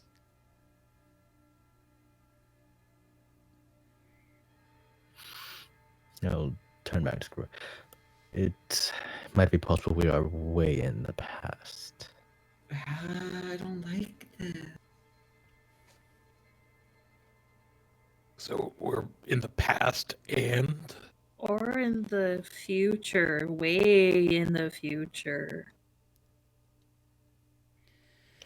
I the don't future know if means you Lorania. And I realize I'm saying this in bear. True. All right. I have entertained this ridiculous whatever this is. If this is some sort of shakedown, you will find that I do not have my coin purse on me because of course I don't. Because as I why would said, we? I am Mr. Janus Why would we Barrow. kill you and then drop? Why would that make any sense? I Janus don't know. Barrow. I am the founder of Let Barrow.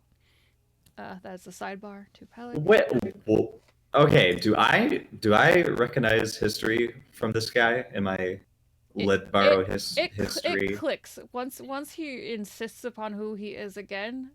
This is the founder of Leadbarrow, the city. I am very important, and I have things to do today. Before I was I turn to Sloan and I say, Sloan, are we in the past? It would appear like it is. We do apologize for interrupting you. No, don't talk to him. At What? this Look at me. point, Are As a your bear, names? throw up on his shoes. Oh,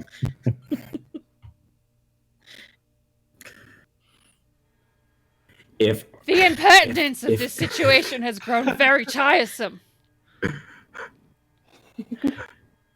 In all this confusion, I would like to cast Mage Hand and try to see if I can sleight of hand anything out of his pockets. ooh, He I is love so angry. I'm not even gonna make you roll. You can slide a couple more of these little canisters out. You don't get a chance to see how they're labeled. You just kind of spirit them away into one of your pockets. All right. Are we Okay, about did through you- here? well, no. There's I have something an weird going appointment. on. With who? With where? How is that any of your concern? Because I am the Dragon Knight of the Lore Eater. That doesn't make any that sense. doesn't really mean anything. Yeah, I don't. We're looking for some people. Did a group of people come through here recently? Come through this field? come through IS Specifically, Feel- a Dr. Levaya, perhaps. I'm sure since How it's so do you know important, Dr. you know. Levaya? Is this some Well, sort how of do you? test? Found the doctor's notes and found our way here. I see. So the meeting's not as secret as he led me to believe. Secret meeting. Meeting. Well, this is all very cute, but I don't deal with secrets with people who can't keep them. So you can tell your good Dr. Levaya that I'm canceling the meeting as soon as I can stand back up and tell my assistant.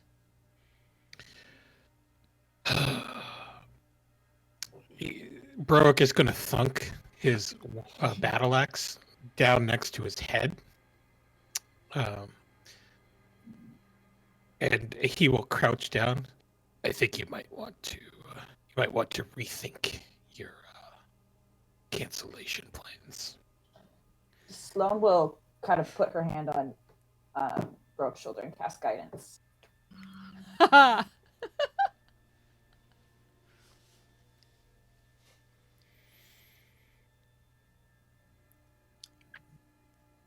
Fine. It's clear Dr. Levaya works with thugs and ruffians. You're going to take us to that meeting. He kind of like fidgets and like pulls out a pocket watch.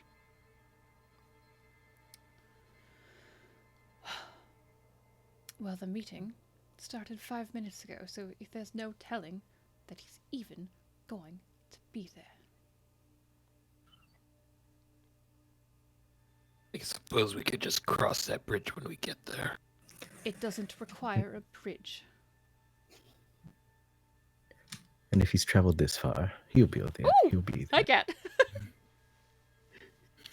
If he's traveled this far. All right. Just like an Oblivion NPC. He.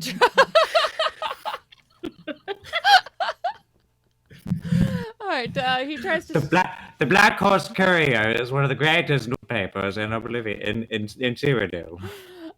He tries to stand back up again. Do you allow it to happen this time?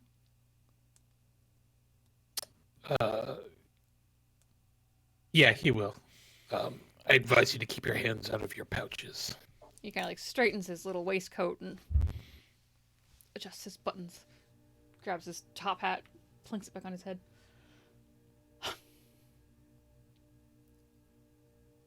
Fine.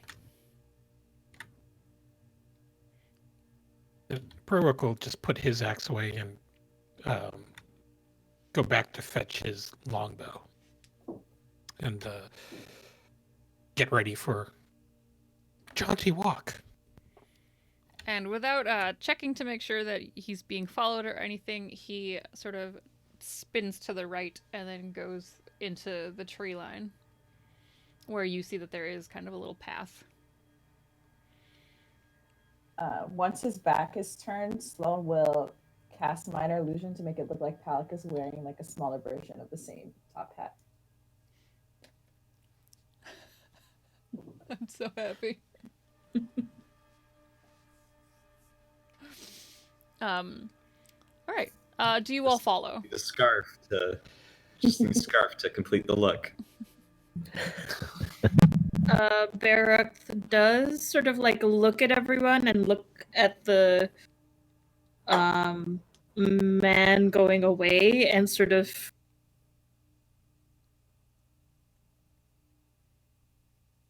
Yeah. So Berwick is going to jerk his head. Come on, let's keep up, and maybe we'll find some answers.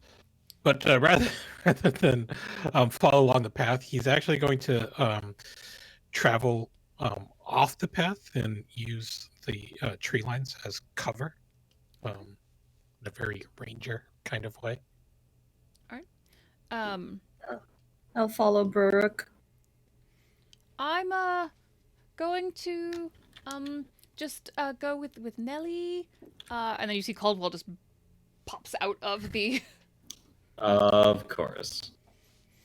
But you all follow with no problem. Just a short ways into the woods, you see that there is just a little cute little sort of cottage in the woods.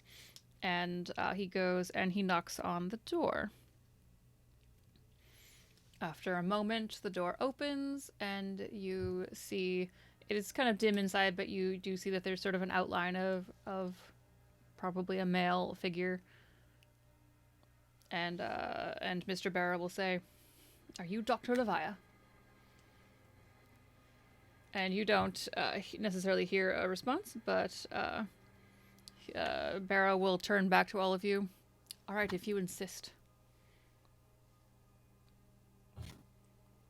And he goes into the cottage.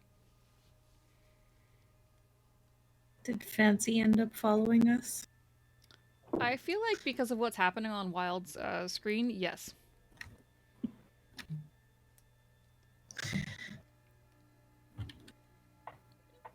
Do you all go in? I certainly will. I certainly will. Yes. So As a bear? Yes. I still have like an extra hour left on my bear form. I'm gonna say whoever wants to go in should go in, and then Baract can get like the first third of their torso in there and kind of. Yep. I want to push Barak in like Pooh Bear.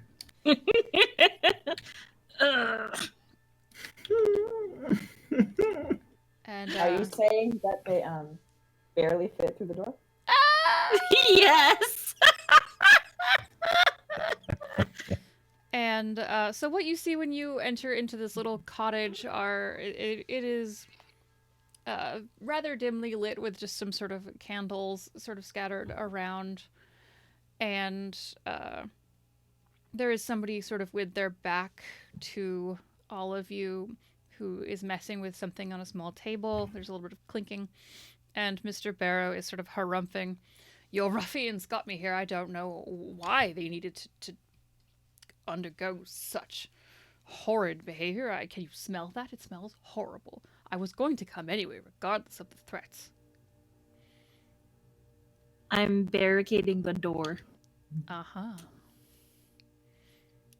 "Ruffians? What ruffians are you talking about?"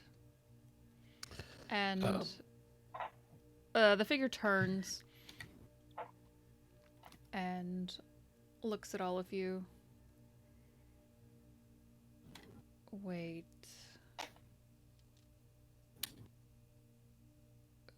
Who are you?" "No." Wait, there's two of them? Do we recognize this figure, this person? You Those of us who are inside? don't recognize this person. However, he sort of flips his hood down and looks at all of you. "You're not supposed to show up here until the third time. You've probably messed things up. You didn't tell him your names, did you?"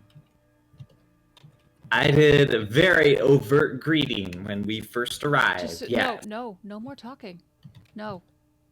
I'm going to have to reset this entire scenario.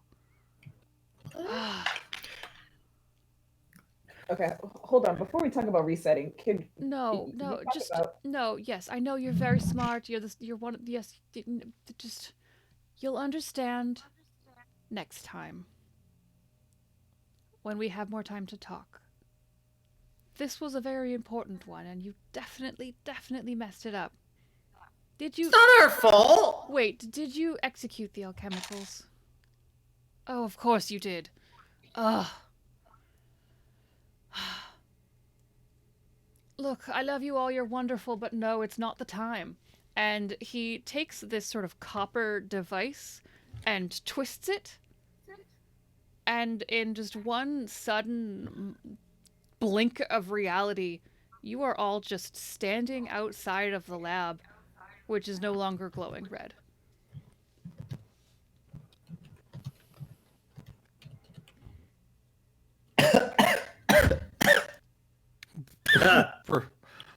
Broke is just gonna swing his axe angrily at the lab's doorway. What in tarnation are you doing? Why are you attacking wood for? That's ridiculous. Is that Nelly? Yes.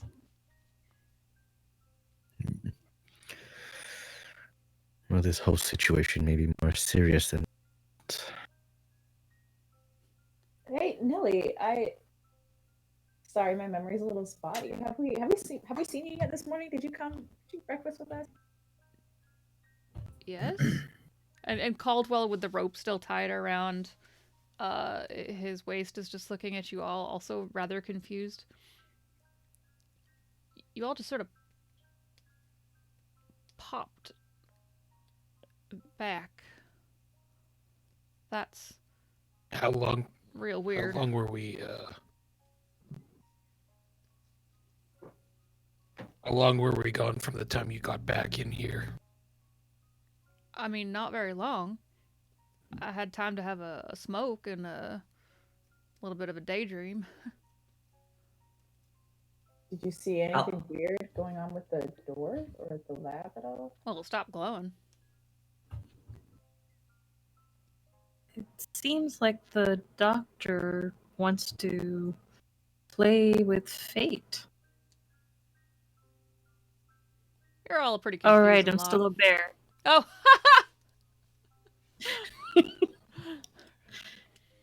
So I just start mumbling in bear. you're all, want to get some lunch?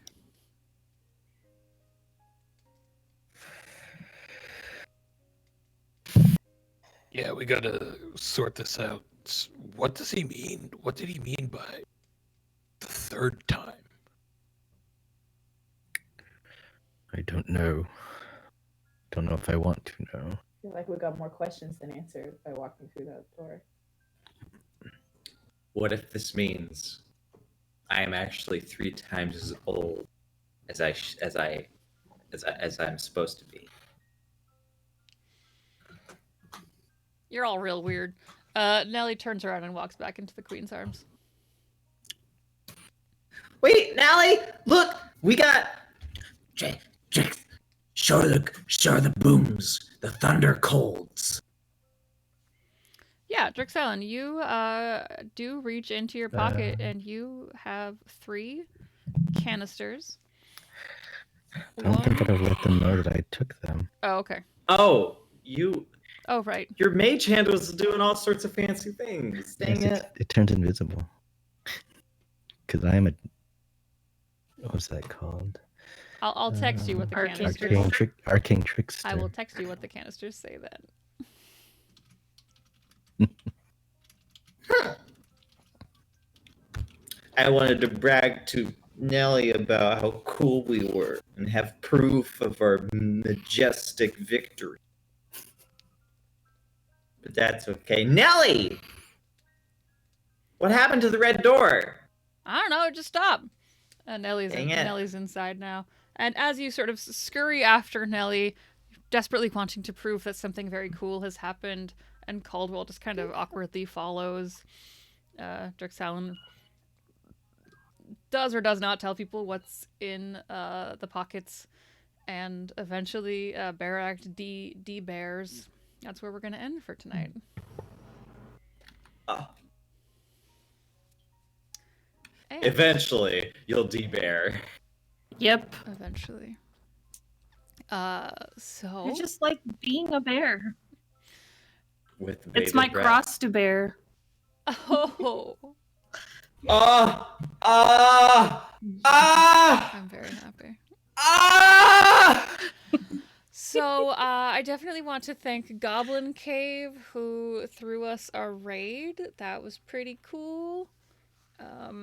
We obviously want to thank all of our patrons and remind you all about the Discord, which I'll be hanging out in for a little bit in case anybody is a little bit confused about the world lore. I'll redump all that back in there, that sort of thing.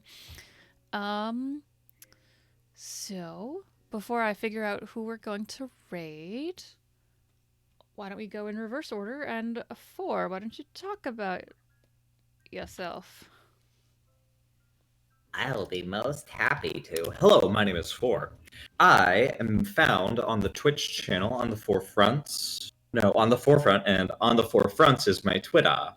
And if you go to my Twitter, you can read and download my super cool, nerdy Animorphs Blades in the Dark hack.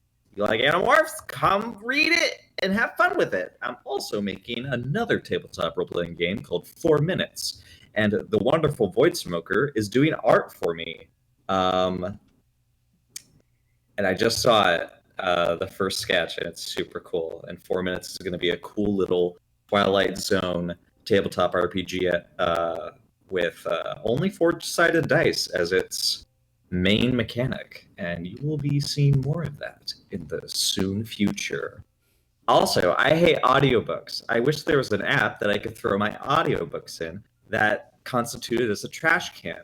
I hate them. They're bad. I hate them. I'm so glad I got to play D&D tonight because I spent 10 hours at work today listening to a book,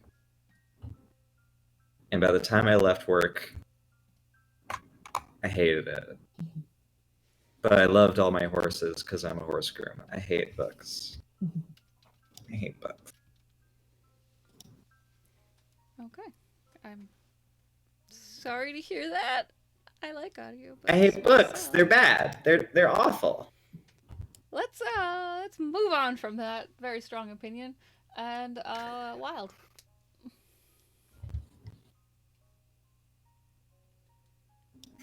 There we go. Yes, hello. This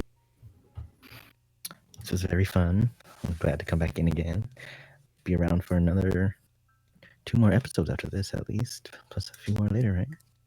Yeah, I believe next week you're on the right because Anino will be out next week, I believe, correct? I mean, I can be here again. Twist your leg. The plot is Yeah, right. We'll sort it out. Some combination of my 6 players will be here next week. This was super enjoyable to be with y'all again. You can also catch me on Saturdays in the mornings with on Pro Restarters channel for some D&D set in Tal'Dorei, where I play a barbarian whose rage is a panic. And also on Other Docs channel, where I play Invisible Sun with Anino. Oh, cool. That's awesome. Yeah. How about you, Suze? Yeah, I'm Suze. I don't do much other things online. I guess you can find me on Twitter at Santa just okay. But I'm just a student who likes to play D&D. And I'm in the Welcome to the Party Discord, which I'll just plug again. Like y'all should join. Yeah. All right.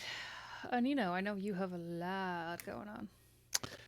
Hey, so my name's Anino. You can find me on Twitter at Anino Gaming. You can check out my landing page on aninogaming.com, which has my schedule as well as all the links to the channels that I appear on in the shows. Let's see. It's Friday. I've got a Cyberpunk Red game at 8 p.m. on the Wandering DM. Wild mentioned the Invisible Sun campaign. And then Sunday, I've got a Dark Matter campaign over on Other Docs channel as well at 7 o'clock p.m. Eastern. And then swinging around next week, I will be at PAX East in the Diversity Lounge. Be manning the I Need Diverse Games table. So feel free to stop by and say hello and chat, because I'm certainly not going to walk the floor the entire convention. Absolutely. I am going to come bother you. Oh, that's right. I actually just packaged up your dice, but I can just hand it to you instead of paying for shipping. Yeah. Yeah. All right. How about you, Mariam? Yeah, you can find me on Twitter at media_junkie. I am currently working on a lot of things that I can't announce yet. However, the things I can announce is that I am part of the Masks campaign on Roll to Play Network, and it's under the Powered by the Players show. And I am also the GM and creator of the Musafirs podcast, which is currently on hiatus as I'm trying to work through a backlog, but we should be starting up shortly. And I'm not going to give a date because then there's a very good chance I'm probably not going to make it. Just my little superstition. But I hope to be back pretty soon. And yeah, you can find me here and hopefully on a few podcast shows coming up pretty soon. Awesome. So I have scoured the list, and the one on the list that is on right now is Dice Priority, so we're going to raid them. As it says below me, I am at Atomic Firebird. I run my own little sort of very niche Twitch channel called Make_Believe_, which is about LARPers, if you're into that sort of thing. I have a show every Tuesday called Tales of Make Believe. Right after that show is on, I am on Nerdsmith on a show called Shenanigans. We're doing our session 0 next Tuesday. And I'm here on Wednesday, and Thursday morning my podcast comes out. Heroes of the Hiding Way is a Star Wars FFG podcast, and we are just rounding the bend into our last act of these characters before we restart with brand new characters in June. So that's what I do. And we're gonna raid. I feel like we should probably have a raid cry. It should probably be some sort of bear pun, so I'll just leave you all to that. Something. I don't have enough brain left to come up with it, but you know what to do. So I'm gonna hit that button now. We're gonna rate. And thank you all for joining us. Eventually, there will be some answers to all the mysteries. Eventually. Good night. And we rated. We did it!